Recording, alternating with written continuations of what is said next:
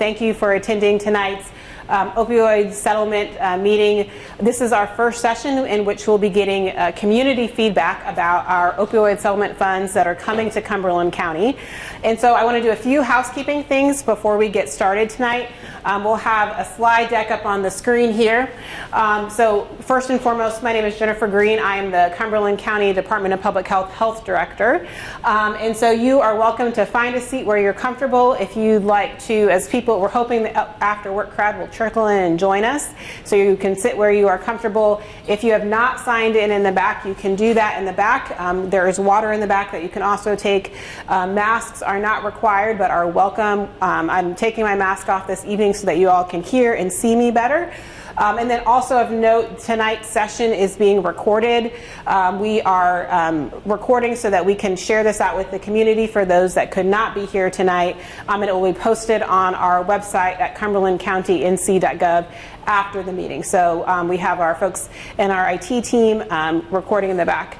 I want to do a couple of thank yous for folks that are in the building that have helped put this meeting together. We have representation from our county's public information office and our county IT department that are here recording and then helping us with technology. So thank you to them in the building. And then we have some of our public health staff that you'll hear from this afternoon or see that are helping to help me facilitate the meeting. So I'm going to get out of the way of the camera and we can go to the next slide. So here is our agenda for tonight. You have a packet at the back of the room, and hopefully you picked one up that has your agenda on it, and then also a few handouts from tonight's meeting as well. And so you can follow along with your packet. This is an interactive meeting, so we're going to put you a little bit to work here. I'm going to do some talking up front to review our opioid settlement data, to talk about to review our opioid overdose data that's in our county. I'll provide a quick overview of our opioid settlement funds, and then we are going to be asking you for some feedback and putting you to work and asking you to do some prioritization of our settlement funds. And so we want to make sure that you have the opportunity. When you walked in, you should have gotten a polling device for your a little white clicker that we are going to be asking you to use later. So you can keep that handy next to you, and then we'll be using that throughout the presentation. And so we will move forward. So I want to start with an overview of some of our opioid overdose data. I want to level set and make sure that we are provide some background information about why these dollars are so important and why this funding is coming at such a great time for our community and is a good opportunity to make a real difference in our community. So we're going to start with some data. And we are going to kind of roll through these slides, and I'll give you some resources at the end for if you are really interested in the data topic, that we will have more data where you can find more data and get more information. In fact, you have that on your agenda. There is some links on your agenda for where there is more opioid data. We could do a whole hour and a half on our opioid challenges in our community, but we're going to give you a condensed version tonight. So we're going to start here with a little bit of just level setting of what opioids are. Simply, they are a class of drugs that can be used as pain relievers. They can be drugs that are either prescribed or that are garnered illicitly or illegally that would not be in compliance with our law. And so we have drugs that can be prescribed by your doctor. You could go get those prescribed from a physician or a healthcare provider. You can get those from the pharmacy. And people have many legal reasons to utilize those. That could be Vicodin, Oxycontin, Percocets, and morphine. And so there are a variety of uses for those drugs that people use legally, and in particular around the area of pain relief. What also happens is that people use prescription drugs illegally, right? So we have these specific types of prescription drugs that people do not utilize in a manner that is legal. And then other people, that we have drugs in our community that are illicit, or drugs that we would not consider to be prescribed by a doctor. So heroin and most types of fentanyl. So when we talk tonight, we're talking about when we talk about opioid settlement funds, we're addressing the use and abuse of these particular types of drugs. And so our conversation tonight and the feedback that we're looking for is around opioids. What we're also going to talk about tonight, you might be thinking about, well, what about these other types of drugs in our community? Can these funds address that? We're going to get there. We'll answer some questions about that. The focus of these dollars are about opioids, but recognizing that people may utilize one type of drug, heroin or Oxycontin, but also be users of or use other types of drugs as well. So we have lots of different indicators for opioids that we could talk about, but what we are going to talk about tonight are 4 key indicators for opioids. We're going to talk about our overdose deaths. We're going to talk about prescriptions. How many prescriptions are there in our community? We're going to talk about overdoses and ED visits, or emergency department visits as well. So we're going to roll through these first. So we'll start with our overdose deaths on the next slide. So this data is publicly available, and we have a public-facing dashboard, and by we I mean our state health department has a public-facing dashboard with all of this data on the dashboard about where, by county, who's using, how things are being prescribed. And so one of the measures that we want to look at is our overdose death rate. So how many people in our community are overdosing due to opioids in a particular year. And so this number, notably, is likely an undercount because we don't capture every overdose death in our community for many different reasons. So, but note that this number might be an undercount.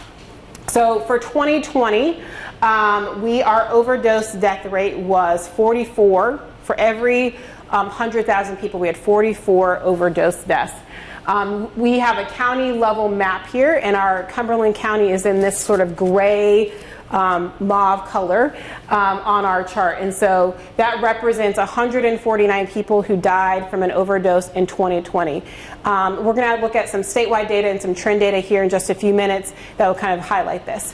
So on the next slide, we can kind of look at this over time. We can look at our trend data. So it's important that we know what our point in time data is, what did it look like for 2020, but we also want to know what it looks like trending over time. Are we getting better? Are we getting worse? How do we compare to other communities and other counties in the state?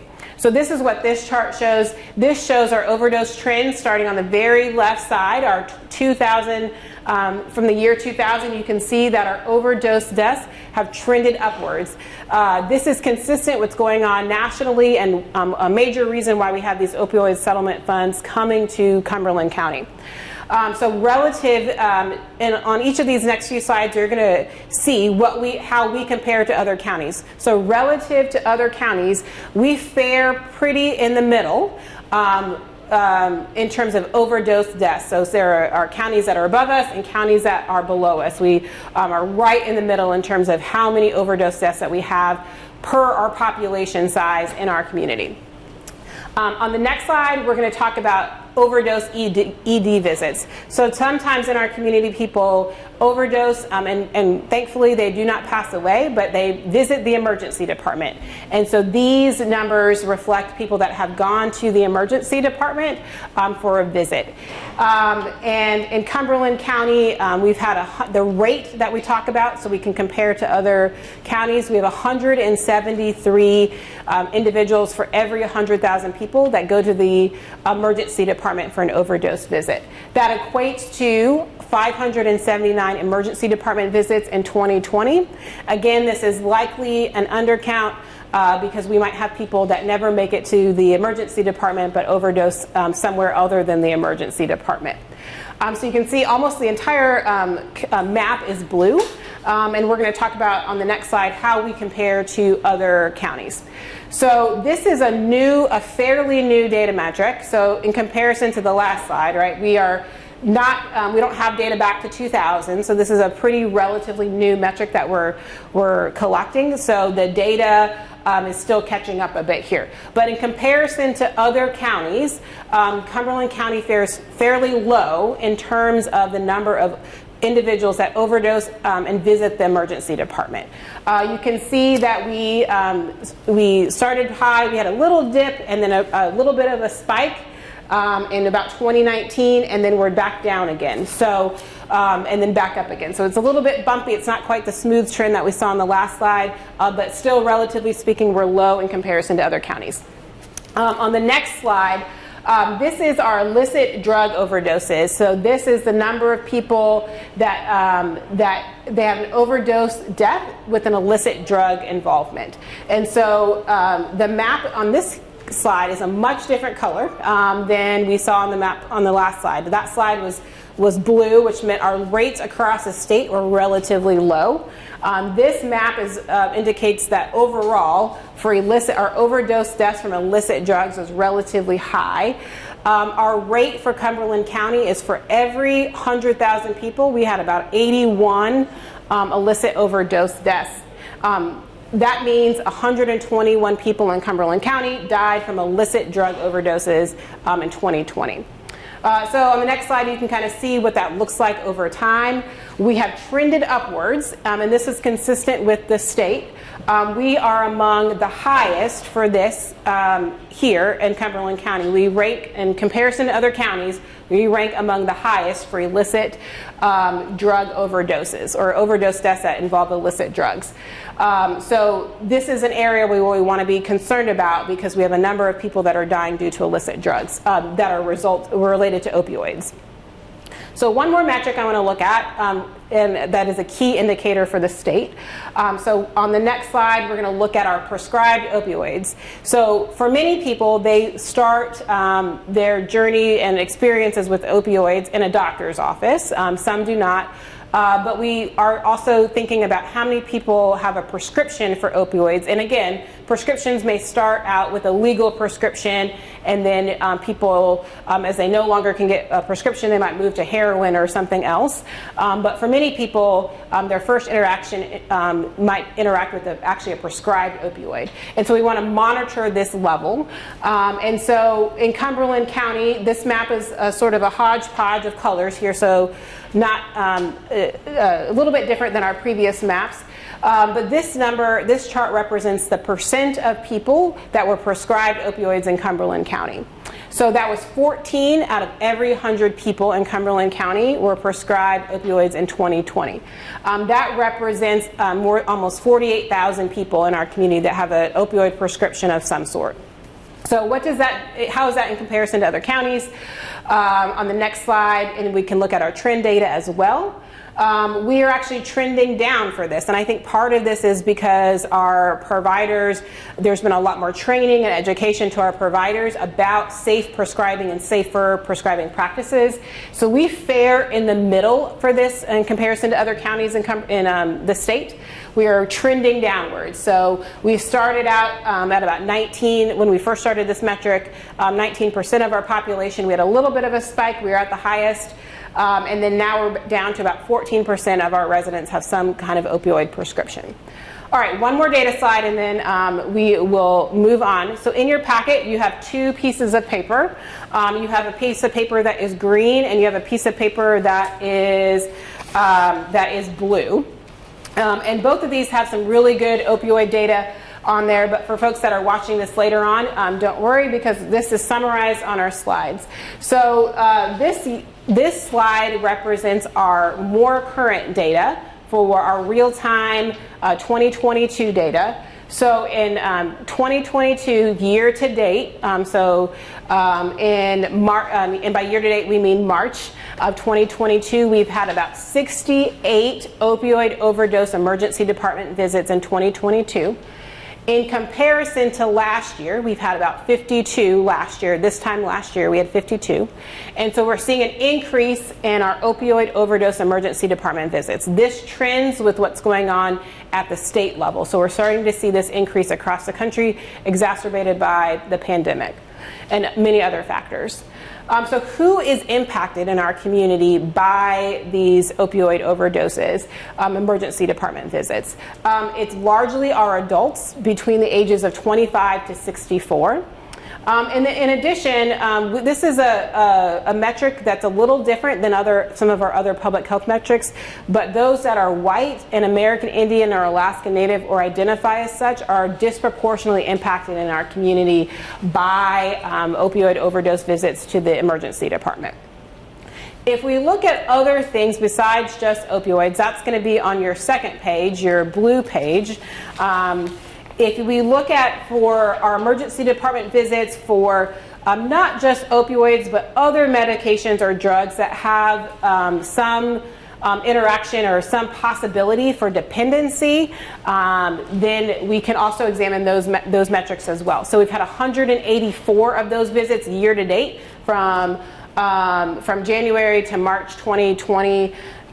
184 of those visits. That's an increase from the previous year. So more overdose visits for other types of medications and drugs that have potential for dependency.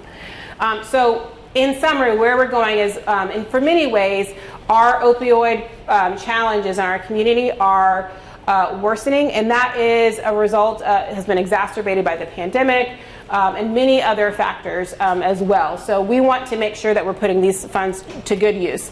So I'm going to give you a quick overview of these settlement dollars, and then we'll get some feedback from you.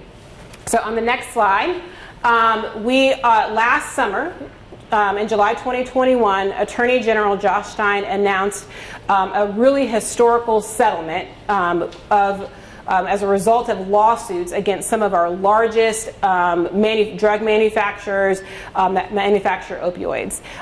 Think about, if we remember our tobacco settlements from many years ago, this fits in the category of our tobacco settlement dollars that came down from the federal level in terms of the amount of money. $26 billion nationwide that were a part of these opioid settlement dollars. So the Attorney General, in collaboration with many other people, sued the largest drug distributors, and you can see those on the screen. So as a result, that means money is coming to North Carolina. $850 million is coming to North Carolina. And then on the next slide, we're going to look at specifically what's coming to Cumberland. But those dollars are going to be spread out, $850 million across an 18-year period. So how are those dollars being broken down? 85% of those dollars are going to the local level. That means municipalities, that means county government are getting 85% of the funds. 15% of the funds are going to go to the state for statewide projects and statewide initiatives. And so that's important for that coordination, so we have some harmony amongst all the counties in addition to our local efforts. So what is Cumberland County getting? Cumberland County is getting almost $17 million over an 18-year period. And by Cumberland County, I mean Cumberland County government is getting almost $17 million over an 18-year period. And then the City of Fayetteville will be getting a separate payment of almost $2 million over that 18-year period. So what does that look like? One more slide, please. So this chart shows how the dollars are going to be spread out over time. So the dollars are a little bit front-loaded, meaning we're going to get some of our initial payments are going to be bigger, and then we're going to get those dollars are going to be leveled out over time.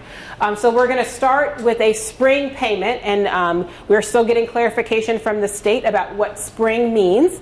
But sometime this spring, we'll be getting an initial payment of about $650,000 to the county.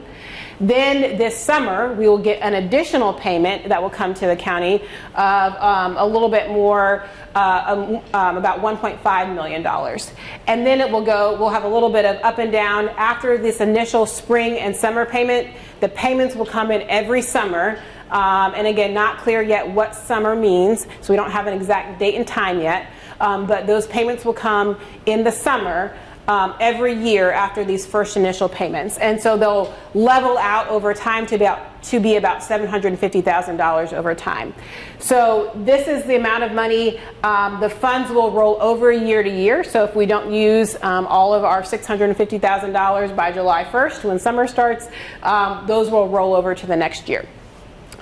All right, next slide. So how can we utilize these dollars as a community? The first thing is that the counties sign a memorandum of agreement with the state and all of the municipalities to utilize these dollars. And the MOA outlines some specific things that the county and our municipalities must do in order to utilize the funds. So these are summarized here. The first thing is that we must hold an annual meeting of the county government in addition to and invite all of the municipalities. We've done that meeting already.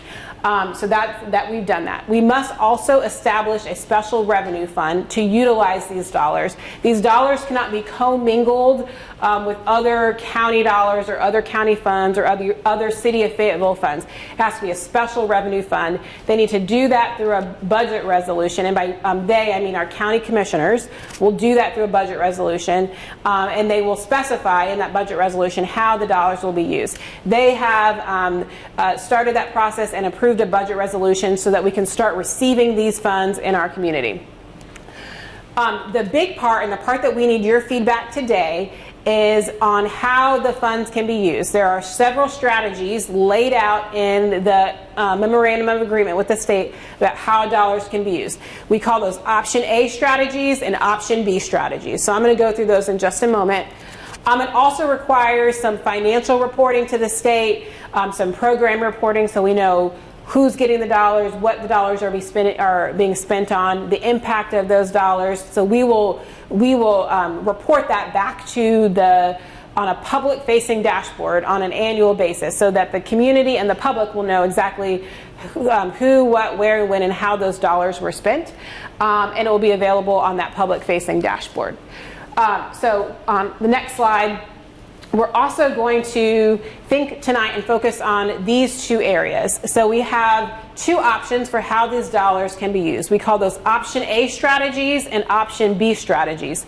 Option A strategies are a set of 12 strategies that are evidence-based, have really strong research and data behind them about how to best implement these dollars and these funds, and on programs that are ready to go. And the county commissioners are the decider of how these funds can be used. So ultimately, they will make the decision about how funds will be spent and how they can be used. Once we get feedback to them, they could make a decision to go with option A and get money out the door relatively quickly. Because if you pick from the list of these 12 strategies, there is no further work to do other than to say we would like to fund strategy 1, 2, and 3, and then we can start to utilize the dollars after we go through the sort of government process. Option B strategy requires a little bit more work on the part of our community members and a part of our county commissioners. Option B strategies require a collaborative strategic planning process before those dollars can be used. And so that means if we don't want to do something that is on our option A strategies and we want to do something different than is laid out in the MOU, then we need to first do a collaborative strategic planning process. The community has to provide input first before we select something from the option B list, and we'll talk about that in just a moment. So let's talk about what's in there, and this will make a little bit more sense. So if you go to the next slide, option A strategies. So this is also in your packet. You have a handout that has an overview of our option A strategies. This is directly from our memorandum of agreement, and you can read those strategies.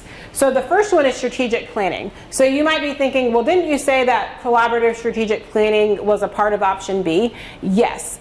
If you select option A, or our Cumberland County Commissioners select option A, we can still do collaborative strategic planning. And frankly, that's what we're doing right now. We're doing some strategic planning about how best to use those dollars.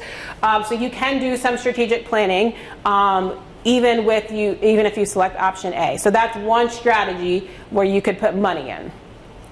The second strategy is evidence-based addiction treatment services. So by that we mean MAT, or medication assisted treatment. So for those that are familiar, that might be funding Suboxone treatment or buprenorphine. The key here is that it has to be evidence-based. It can't be something that Jennifer Green thinks is effective. It has to be an evidence-based practice around MAT for opioid use disorder specifically. So methadone, buprenorphine, naltrexone, those are things that we could fund and support with these dollars. The next one is recovery support services. So this is a range of things. It could include peer support specialist. It could include a peer educator that works for a nonprofit organization or some other entity that connects people with services if they are maybe in active use of opioids, or it could be they're in treatment or recovery and they need to get connected with services. So recovery support services, somebody that's going to connect this person to resources, whether that's housing or transportation or a job, as they go through their recovery journey. The fourth thing is recovery housing. So that means housing for people that are in treatment or recovery. So maybe you went to an inpatient program and now you are in an outpatient program and you need some supportive housing that will support you and in your journey and your family. So the funding can go to pay for rent or utilities or something in that area. For housing for people that are in treatment, recovery, or receiving MAT. The fifth thing on the next slide are employment-related services. So we know for folks that maybe are in treatment or recovery, have challenges, face barriers in getting a job and job placement. So funding could support resume building, job training, transportation to job interviews, clothes, things that might help support our community members and getting back on their feet and getting a job and being employed. The next thing is the early intervention program. So this is really centered around programs on the prevention side so we early identify individuals early who might have challenges with other drugs that may not be opioids, but we want to intervene early and provide education. This might be mental health first aid. This might be in collaboration with our school district or our private schools to provide prevention education. The next one is naloxone distribution. So this is naloxone is a life-saving measure for people that are to prevent overdoses, and so we can provide naloxone, or as people call it, Narcan, and that could be distributed in a variety of manners. That could be at the health department or a community-based organization or some other entity, but naloxone distribution to the community. The next is our post-overdose response teams. So these are individuals that go out into our community after somebody's had an overdose, and ideally in real time. So maybe you received Narcan and you've had an overdose, and they are excellent paramedics, saved your life, and now we need you to get connected in that moment to services. We need you to get connected to education. Maybe you're ready to go to treatment. We need to get you connected to a service. So that is what a post-overdose response team. They are the connector after an overdose. On the next slide, we can also support syringe service programs. So this would be programs that provide safer options for people that are currently using. They also provide naloxone or syringes or other harm reduction supplies that will help somebody that maybe is not quite ready, but we want them to be safe and prevent overdoses and other diseases like hepatitis. Criminal justice diversion programs. So think about this. We have drug court in our community. These would be programs that support individuals after they get arrested and diverting them from the criminal justice system to support services. So we call that pre-diversion or post-diversion or pre-arrest or post-arrest diversion programs. So through our court system and our criminal justice system, we are going to not just take you to be incarcerated, we're going to provide programs and supports that will help facilitate recovery and housing and other avenues. We also can provide, funding can support addiction treatment for those that are incarcerated. So again, this is that medication assisted treatment, but specifically for people that are incarcerated in our detention center. And the last item is our reentry council, or I'm sorry, our reentry program. So this is, again, a connector for people.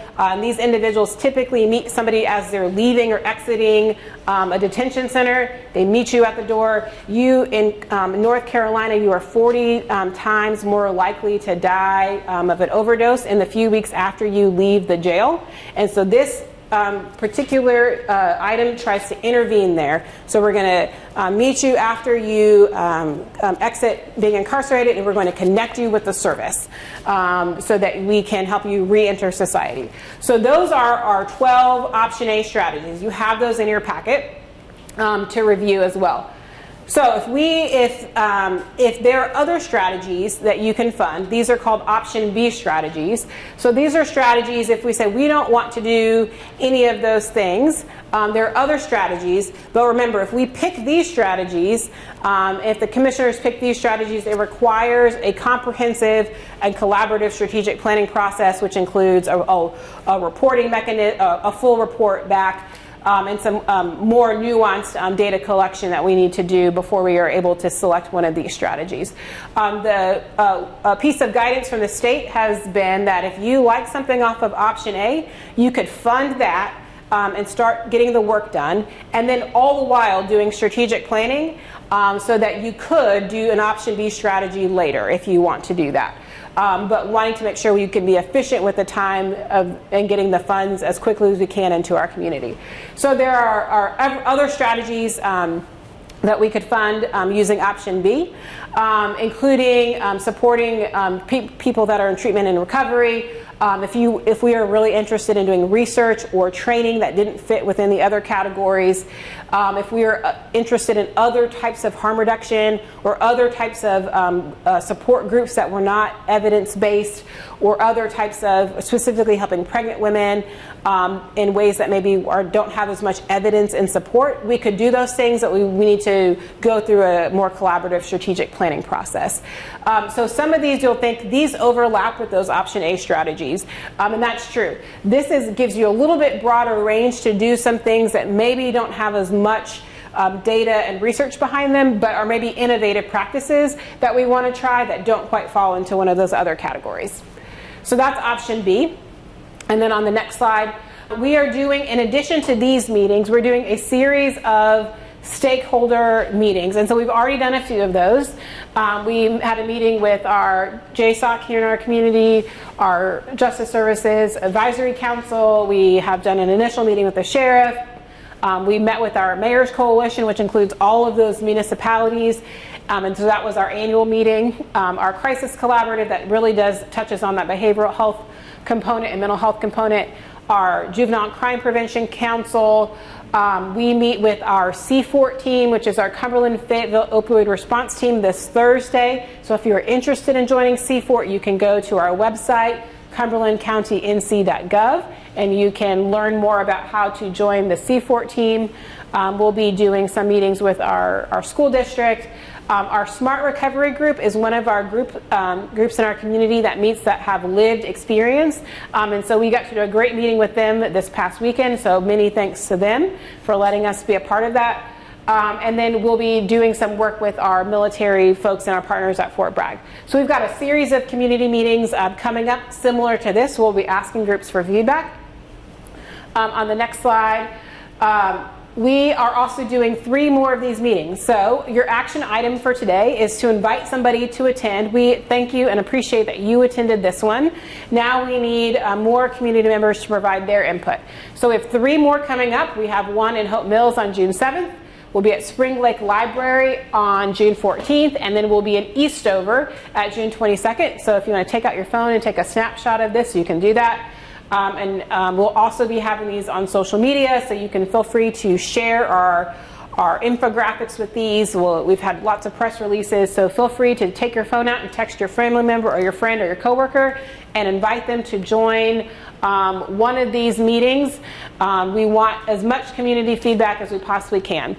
Also, you were handed a piece of paper when you walked in the building. It has a quick demographic survey. So we want to make sure our feedback is as representative as we can. This is an anonymous survey, and If you will just quickly fill it out, it has information about your age, gender.